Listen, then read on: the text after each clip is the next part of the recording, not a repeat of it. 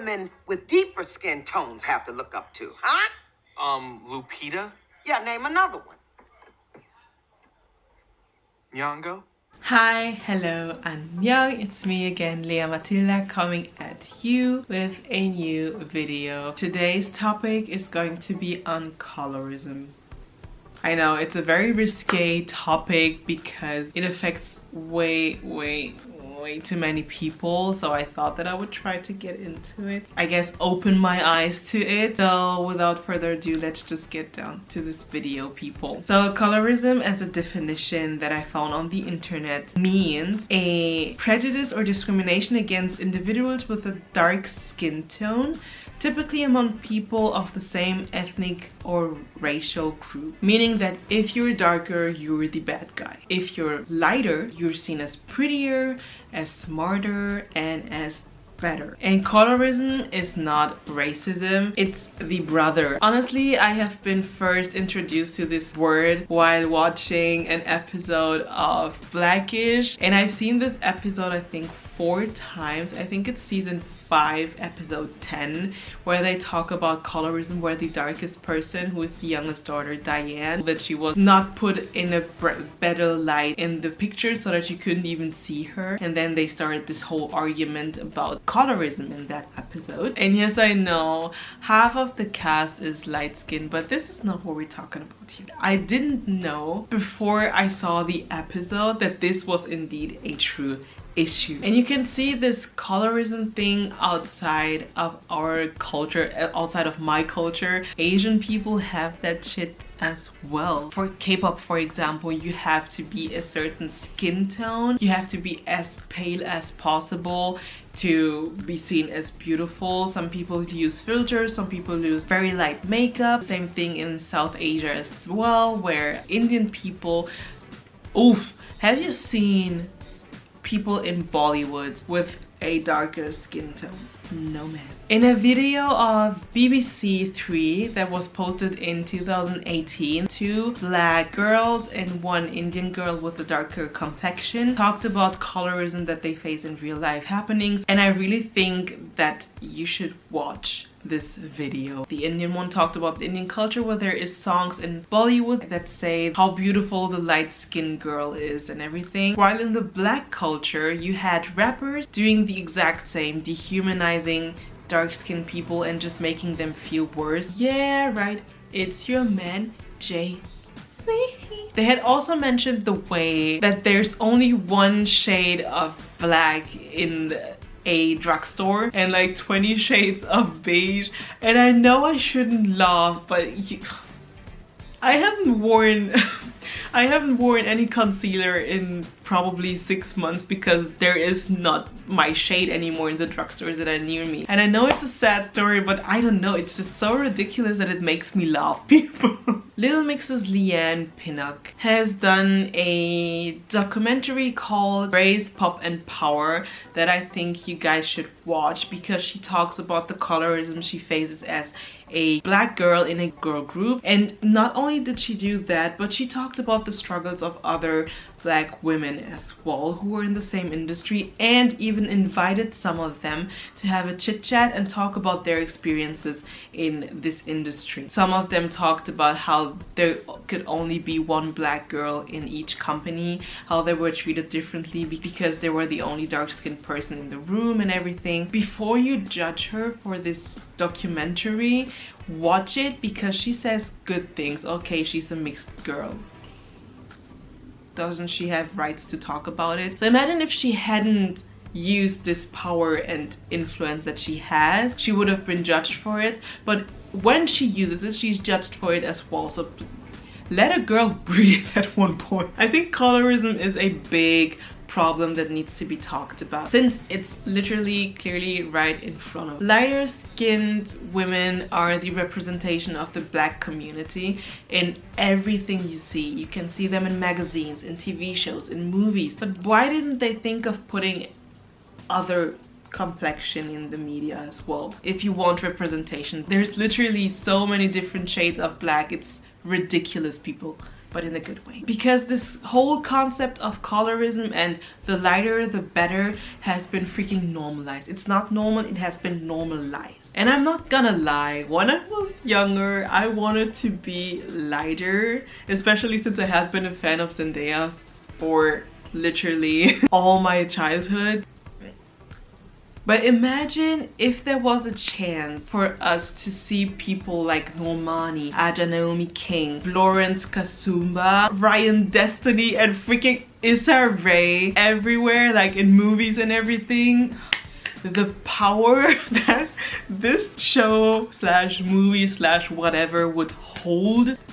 You're not prepared. I am not prepared. No one is prepared. That means that there would be people I could look up to again. And I'm going to talk about this later because I'm not saying that there aren't any here. I'm just doing it step by step. And like I said, I have been a fan of Zendaya's for a very long time. And there's this holy trinity of best representation of black people that are obviously Zendaya, Yara Shahidi, and Amanda Stenberg. And she even said herself that she knows exactly that Hollywood only uses people who look like them to represent the black culture. And at one point in her interview that she had, she said that she knows that the Holy Trinity are accessible to white people in the way that dark-skinned girls are not. The Guardian has a YouTube channel where they put a video of a few black women of different complexions talking about colorism, and these beautiful young women said wonderful things, and one specific girl said, the lighter you are, the more polished you look. And to be honest, when I saw that, I almost cried. They talked about so many things that, like I always say, hit home. And I really love the fact that we have so many different skin colors, that we have so many different complexions, and that we're finally realizing that our color is magic. But the thing is that you can't live and be calm for a second, because then you go on an application called TikTok and see all these colorist TikToks where you think, can you just not? Can you just leave us alone? We didn't ask for any of you.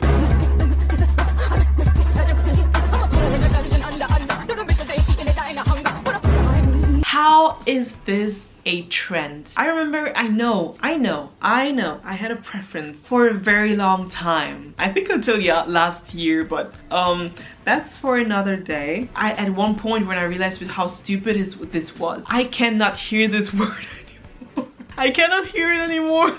Oh, I think this word has become a joke. Oh my god.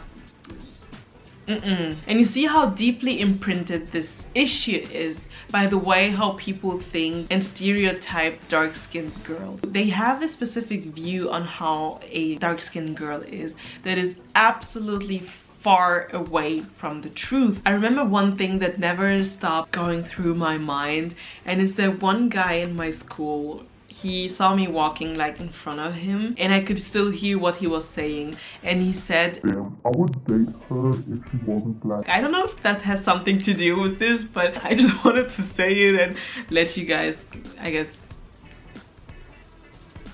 have part in it. What do you think? I still am trying to figure it out. My point is, I was listening to this one podcast by Balanced Black Girl, and she had a podcast episode with Dr. Sarah Webb, who is a professional who knows colorism and has her website called Colorism Healing, where they addressed this exact issue. They reminded me of these TikToks that I had watched about people, you know, talking about how they prefer light-skinned girls over dark-skin everything. And then I realized that being fetishized by these men doesn't bring you anything. They're actually dismissing the fact that you are a human being and that you are not an object or something that they can lust for. If someone, a colorist man out there, anyone puts the color of your skin, your hair, your eyes, your whatever on a pedestal, we can't actually allow ourselves to think that they're actually valuing